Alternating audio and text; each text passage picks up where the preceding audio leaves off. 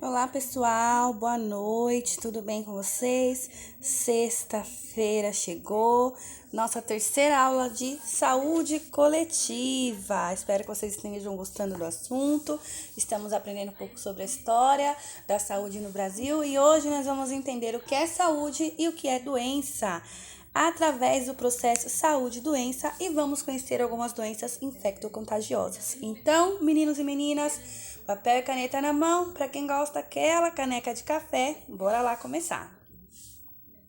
Gente, o processo saúde e doença nós podemos entender como o ciclo de vida do ser humano. Então, assim, saúde para a pessoa saudável é uma pessoa que tem bem-estar físico, mental, social e espiritual, né? Emocional também. Não é só não ter uma doença ou não ter uma enfermidade.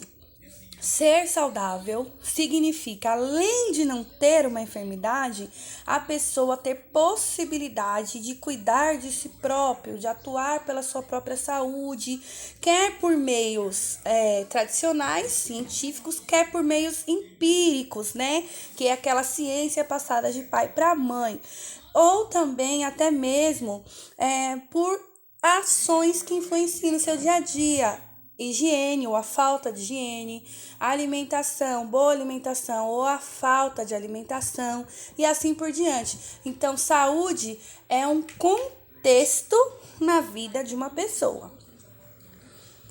E segundo a 8ª Conferência Nacional de Saúde de 1986, a saúde ela é resultado das condições de alimentação, habitação, educação, renda, meio ambiente, trabalho, transporte, emprego, lazer, liberdade, acesso e posse de terra e acesso a serviços de saúde. Ou seja, é o resultado das formas de organização social e produção que geram, né, ou não, desigualdade nos níveis de vida. Então, quer dizer o quê? Que o padrão de vida da pessoa interfere diretamente na sua saúde. Então, quer dizer que rico tem saúde e pobre não tem saúde? Não é isso, não se fala apenas do financeiro, mas se fala de todo um contexto. A pessoa deve ter qualidade no transporte para que mantenha o seu bom emprego, para que estude.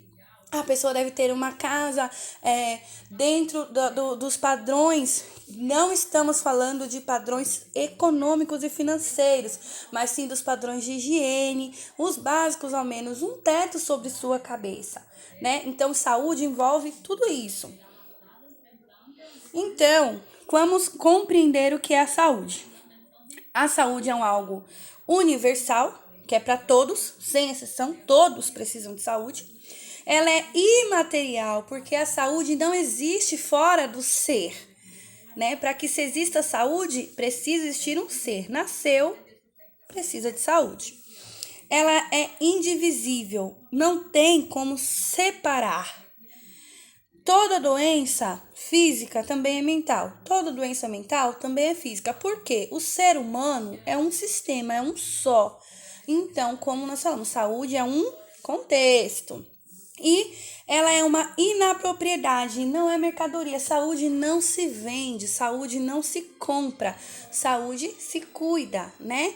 Mas você não pode trocar a sua saúde por dinheiro, você não pode melhorar a sua saúde com dinheiro. Você tem acesso a formas de cuidar, mas você não tem acesso à saúde. Da mesma forma que é doença. Doença é uma alteração biológica neste estado de saúde do ser, né? Que vai interferir no ciclo social. E essa alteração biológica, ela vai se manifestar por sinais e sintomas perceptíveis ou não. Por quê? Quando se fala em saúde mental, por exemplo, não é perceptível. Quando se fala no início de uma neoplasia, não é perceptível. Uma infecção viral, inicialmente, também não é perceptível, né? E o que é doença? É uma enfermidade, um mal, né? E é uma alteração do estado de espírito ou do ânimo também de um ser. Por quê? O problema pode não ser físico, ele pode ser mental, espiritual. Porque hoje, pessoal, a fé, a espiritualidade é reconhecida pela Organização Mundial de Saúde como fator preponderante, né? Fator importante para a prevalência da saúde e para a cura de doenças. Então, se saúde é um estado completo e doença é uma alteração, quer dizer que uma pessoa que tem um problema crônico pode ser saudável desde que todo o meio dela esteja equilibrado, né? Então, assim, quais são os determinantes sociais da doença? Porque saúde e doença estão totalmente ligados pelos determinantes sociais, né? Historicamente, na senzala, os escravos tinham um tipo de patologia, de agravos. Na Casa Grande, os escravos que ficavam na Casa Grande tinham outros tipos de patologias. Então, a etnia influenciava, mas o ambiente influenciava mais ainda. E é assim até os dias de hoje. A pessoa que vive num lugar insalubre, a probabilidade de adoecer é bem maior do que uma pessoa da sua própria genética que vive num ambiente saudável.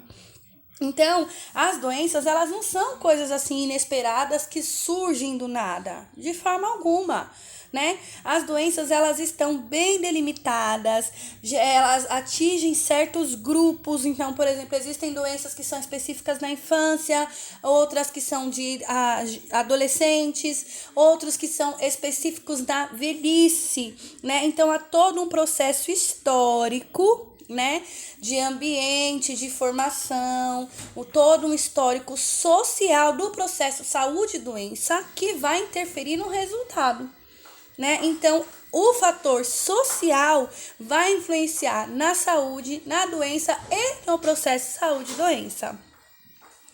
Então, o adoecer e o morrer está totalmente, diretamente ligado ao estilo de vida, à classe, à história da pessoa. Por quê? Numa tribo indígena, por exemplo, existem tribos, né, que crianças que nascem com anomalias, pelas leis da tribo, elas são deixadas para morrer. É claro que em uma região urbana, uma criança que nasce com anomalia, ela será assistida de todas as necessidades. Porque é o contexto social e histórico. O contexto histórico também deve ser respeitado. Algumas crenças e religiões, por exemplo, não aceitam a transfusão de sangue e seus derivados. Então, isso deve ser respeitado.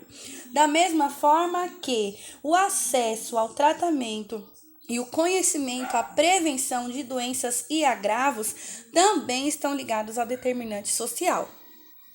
Sendo assim, nós entendemos que saúde pública é a ciência que evita doenças, né, no nível comunitário, que visa melhorar, promover o bem-estar físico e mental de uma comunidade ou da sociedade no geral. Esse é o objetivo de saúde pública.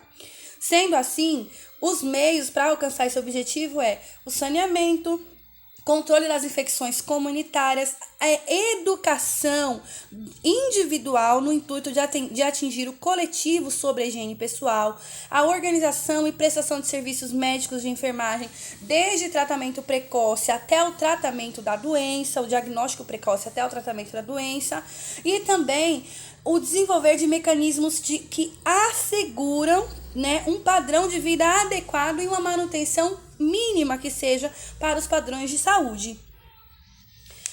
Mesmo assim, existem os agravos em saúde pública. E o que são? São os problemas que acometem um certo número de pessoas ou uma comunidade que pode chegar a um ponto de necessitar de intervenção governamental, por exemplo, né?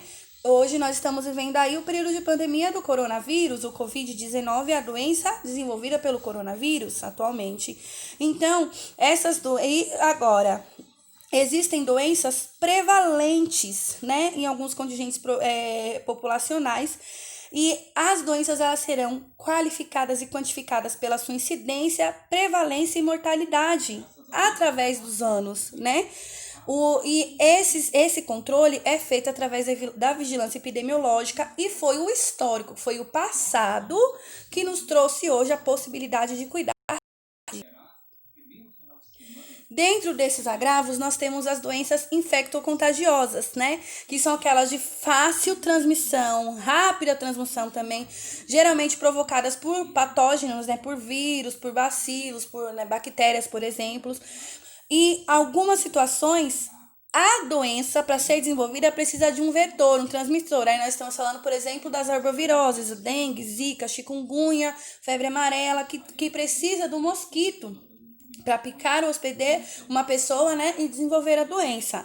E assim, além de doenças como a gripe, a dengue, a tuberculose, a saúde coletiva, ela busca prevenir agravos de todos os sentidos, como a AIDS, a malária, a leishmaniose, né, e outras síndromes gripais.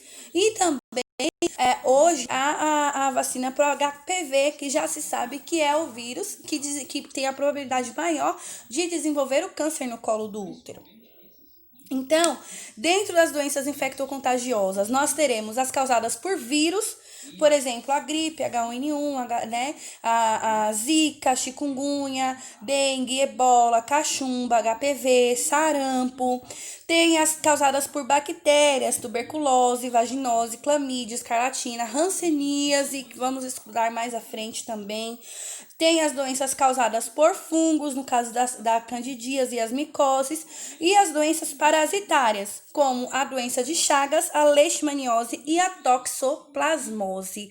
Todas essas doenças infectocontagiosas são atendidas e cobertas em saúde coletiva, porque o objetivo é diminuir e, se possível, exterminar essas doenças através do trabalho coletivo.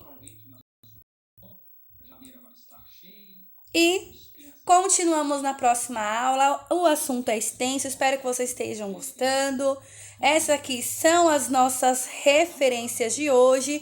E, claro, dúvidas sempre, porque conhecimento gera dúvida. Então, espero vocês lá no chat. Um beijinho, até daqui a pouco.